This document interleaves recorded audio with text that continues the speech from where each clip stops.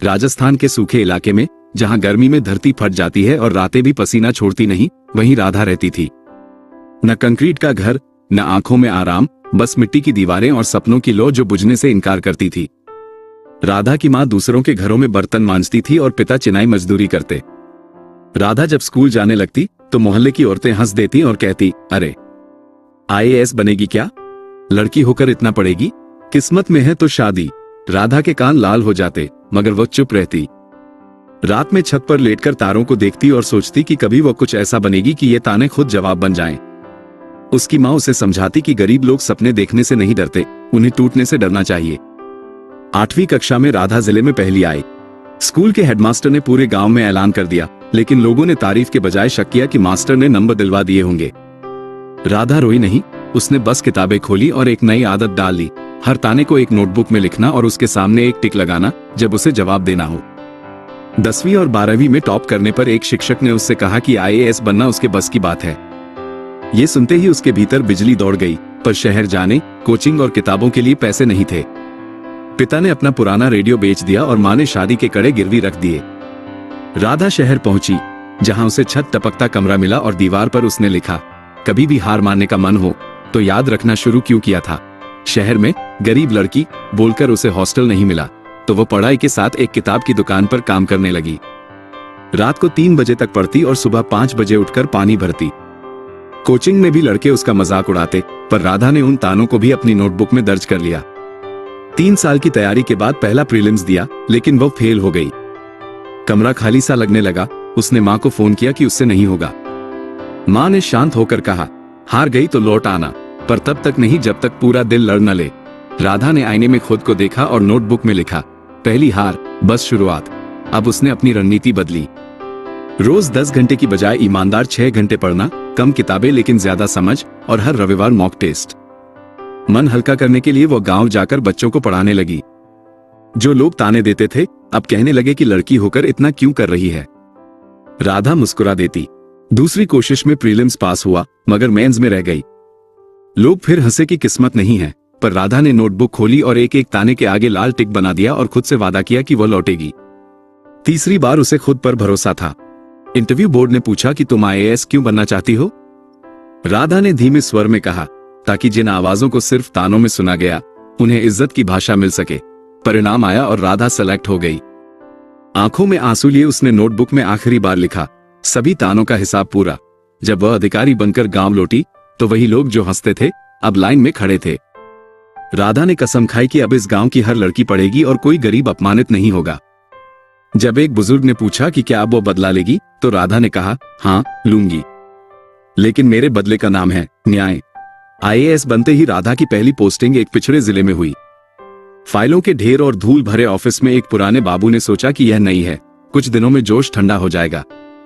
लेकिन राधा ने पहले ही आदेश दिया कि 2 हफ्तों में सभी लंबित फाइलें निपटेंगी और रिश्वत का नामो निशान नहीं रहेगा। अफसरों को लगा कि वह हीरो बनना चाहती है, लेकिन राधा जानती थी कि बदलाव का पहला दुश्मन सुविधा होती है। उसका पहला टकराव तब हुआ जब उसे पता चला कि कागजों पर एक पुल का 60% काम पूरा हो चुका है, जबकि जमीन पर एक पत्थर भी नहीं था। मीटिंग में जब ठेकेदार ने बहाना बनाया कि पुल बारिश में बह गया होगा, तो राधा ने कहा कि कल से सीबीआई और विजिलेंस यहां बरसात देखने आएंगे। अगले ही हफ्ते पूरा घोटाला खुल गया और शहर भर में खबर फैल गई कि कलेक्टर मैडम किसी की नहीं सुनती। एक दिन वो औचक निरीक्षण पर सरकारी स्कूल पहुंची, जहां टीचर गायब थे। बच्चों से बात करके उसे अपनी पुरानी नोटबुक याद आ गई। उसने तुरंत बायोमेट्रिक अटेंडेंस और डिजिटल क्लास के आदेश दिए। वहीं उसे एक लड़की चांदनी मिली, जो राधा को देखकर फुसफुसाती थी कि वह भी ऐसी ही बनेगी। राधा उसे किताबें देने लगी, ये सोचकर कि अगर एक भी लड़की का भविष्य बदला तो उसका सफर सफल है। राधा की सख्ती से रिश्वत का खेल बंद होने लगा, तो नेता और ठेकेदार उसके खिलाफ हो गए। झूठे आरोप और अफवाहें फैलने लगी। मां ने डरते हुए फोन किया, तो राधा ने कहा, डरता वही है जिसका कुछ छुपा हो। एक शाम एक रोती हुई मां उसके दफ्तर आई, जिसे अस्पताल वालों ने बिना पैसे के उसके बेटे की लाश नहीं दी थी। राधा खुद अस्पताल पहुंची और स्टाफ को फटकार लगाई कि नियम इंसानियत से ऊपर नहीं होते। उसने मुफ्त पोस्टमार्टम और गरीबों के लिए फंड लागू करवाया। राधा ने जिले में पढ़ेगी बेटी, साफ पानी योजना और ई मंडी जैसी योजनाएं शुरू की, जिससे लोग हैरान रह गए, क्योंकि योजनाएं पहली बार जमीन पर उतर रही थी। जो लोग उसे ताने देते थे, वे माफी मांगने आए। राधा ने उन्हें माफ कर दिया। ये कहकर कि वे नहीं, समाज की आदत गलत थी। नेताओं का धैर्य टूटा और उसका ट्रांसफर ऑर्डर आ गया। कारण बताया गया, बहुत सख्त और लोगों में असंतोष। राधा का दिल भारी हुआ, पर वह हारी नहीं। लेकिन गांव के सैकड़ों लोग जिला कार्यालय के बाहर जमा हो गए और मीडिया ने सवाल उठाए। आखिरकार आदेश रद्द हुआ और राधा वापस आई। वापसी के बाद उसने चांदनी की जबरन शादी रुकवाई और उसे पढ़ने भेजा। कुछ साल बाद चांदनी स्टेट टॉपर बनी और राधा के पैरों में बैठकर बोली, मैडम अब मेरी बारी। एक रात जंगल में अवैध खनन की सूचना मिलने पर राधा पुलिस बल के साथ वहां पहुंची। माफिया ने डराने की कोशिश की, लेकिन राधा ने कहा कि सरकारी जमीन किसी की जागीर नहीं। पूरी रात ऑपरेशन चला, खाने सील हुई और माफिया गिरफ्तार हुए। धमकियां मिली, पर राधा ने कहा कि उसे मारने से पहले वो जिला बदल देगी। अंत में एक सम्मान समारोह में जब पत्रकार ने पूछा कि क्या उसने ताने देने वालों से बदला लिया, तो राधा ने गहरी सांस लेकर कहा, हाँ मैंने बदला लिया। उनकी सोच बदलकर भीड़ तालियों से गूंज उठी। माँ पिता की आंखों में गर्व था और पीछे खड़ी चांदनी धीरे से बोली, अब मेरी कहानी शुरू होगी। राधा आसमान की ओर देखती रही। उसे लगा कि धूप सच में उसकी दोस्त बन गई है। खनन माफिया की गिरफ्तारी के कुछ हफ्तों बाद जिले में अचानक अफवाहें फैलने लगी कि कलेक्टर राधा खुद भ्रष्ट है और उसने कॉन्ट्रैक्ट अपने लोगों को दिलवाए। सोशल मीडिया पर फर्जी दस्तावेज घूमने लगे और टीवी चैनल बहस करने लगे। राधा ने पहली बार महसूस किया कि इस बार दुश्मन अदृश्य है। वो जांच बैठाती, लेकिन फाइलें रहस्यमयी तरीके से गायब हो जाती। एक दिन डीसी ऑफिस के बाहर एक अजनबी आदमी ने धीरे से राधा से कहा, मैडम बहुत पूछताछ मत कीजिए, वरना ये कुर्सी ही नहीं जिंदगी भी चली जाएगी। राधा ने पलटकर देखा, लेकिन वो भीड़ में गायब हो चुका था। रात को देर तक बैठे हुए वो पुरानी फाइलें पलट रही थी कि अचानक एक फाइल के पीछे उसे एक पतला सा सीलबंद लिफाफा मिला। उसमें कुछ फोटो और बैंक ट्रांजैक्शन स्लिप्स थी और एक नाम बार बार लिखा था, मंत्री ओमकार सिंह। राधा का दिल तेज धड़कने लगा।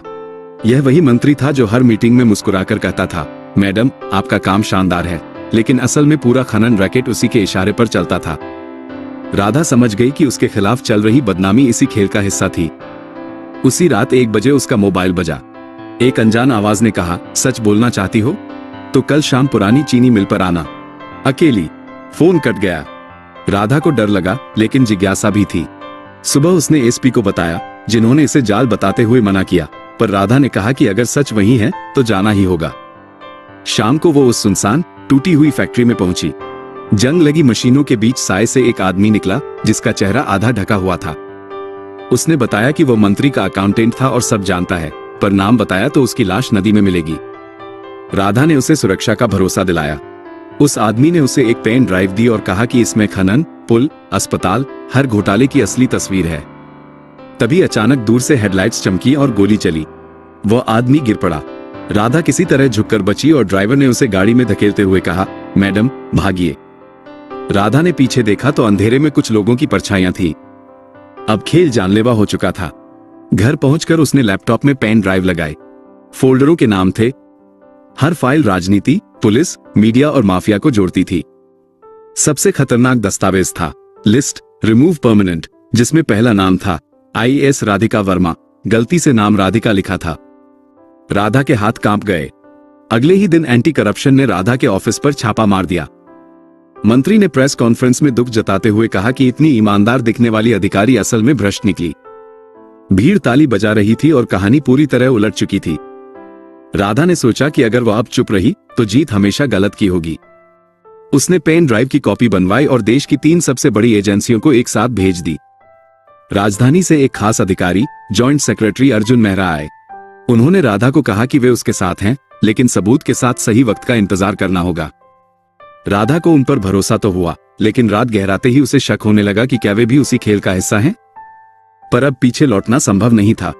उधर चांदनी दिल्ली जाकर यूपीएससी की तैयारी कर रही थी। उसने राधा को फोन पर कहा, मैडम लोग चाहे जो कहें, मैं जानती हूं आप सही हैं। एक दिन मैं भी आपकी तरह इस कुर्सी पर बैठूंगी। राधा मुस्कुराई। उसके भीतर की थकान थोड़ी कम हुई। रात के 2 बजे घर के बाहर टायर रुकने की आवाज आई। खिड़की से किसी की परछाई दिखी और अचानक कांच टूटा। राधा फर्श पर गिर गई और गोलियों की आवाज गूंज उठी। ड्राइवर और गार्ड ने उसे पीछे के दरवाजे से बाहर निकाला। बारिश और अंधेरे के बीच पीछा करती गाड़ियां थी। राधा ने एसपी को फोन किया तो एसपी ने चिल्लाकर कहा, मैडम शहर छोड़िए अभी। गाड़ी तेजी से हाईवे पर बढ़ी। उस क्षण राधा को समझ आया कि यह लड़ाई अब जान मौत की हो चुकी है। अगली सुबह राजधानी के प्रेस क्लब में मंत्री मुस्कुरा रहा था। मंच पर पहुंचते ही अचानक बड़े स्क्रीन पर एक वीडियो प्ले होने लगा। कैमरे में रिकॉर्ड घूस ट्रांजैक्शन, साइन किए हुए नकली बिल और मंत्री का खुद का बयान गूंजा, इस बार 30% ऊपर है, वरना ट्रांसफर कर दूंगा। पूरा हॉल सन रह गया। दरवाजे पर सीबीआई और एनफोर्समेंट की टीम खड़ी थी। अर्जुन मेहरा ने माइक उठाया और कहा, पिछले महीनों की जांच में जो दस्तावेज मिले वो आईएएस राधा ने दिए और वो बेगुनाह है। तालियों और कैमरों की फ्लैश के बीच मंत्री की आंखों में पहली बार डर दिखा। राधा को मंच पर बुलाया गया। उसका चेहरा शांत था और आंखों में आग। पत्रकार ने पूछा कि क्या उसे डर नहीं लगा? राधा ने कहा, डर लगता है, पर जब डर गलत लोगों के पक्ष में खड़ा हो जाए तब किसी एक को खड़ा होना पड़ता है। मंत्री को हथकड़ियां लगी, कई बड़े अफसर सस्पेंड हुए और राधा पूरी तरह बरी हो गई। भीड़ में पुराने ताने मारने वाले लोग भी थे जिनकी नजरें अब झुकी हुई थी। राधा ने मन ही मन कहा, अब बदला नहीं, अब सुधार शुरू। 2 साल बाद यूपीएससी का रिजल्ट आया। चांदनी ने 42वीं रैंक हासिल की और आईएएस बन गई। वो राधा के सामने पहुंची, आंखें भर आईं और बोली, मैडम, आपने कहा था एक आईएएस कम हो जाएगी, देखिए एक बढ़ गई। दोनों हंस पड़ी। कमरे में हल्की सी धूप चमक रही थी। यह अंत नहीं, शुरुआत थी। आज राधा राज्य में सबसे युवा प्रिंसिपल सेक्रेटरी थी। उसकी नोटबुक अब बंद हो चुकी थी, पर देश भर की लड़कियां नई नई नोटबुक लेकर सपने लिख रही थी। और कहीं किसी गांव की मिट्टी में एक और लड़की फुसफुसाती, कल मेरी बारी। धूप अब किसी एक की नहीं, पूरे समाज की बेटी बन चुकी थी। आगे क्या होता है उसे जानने के लिए इस वीडियो को लाइक कीजिए और अपने दोस्तों को शेयर कीजिए और चैनल को सब्सक्राइब करना न भूलिएगा। तब तक के लिए जय हिंद, वंदे मातरम।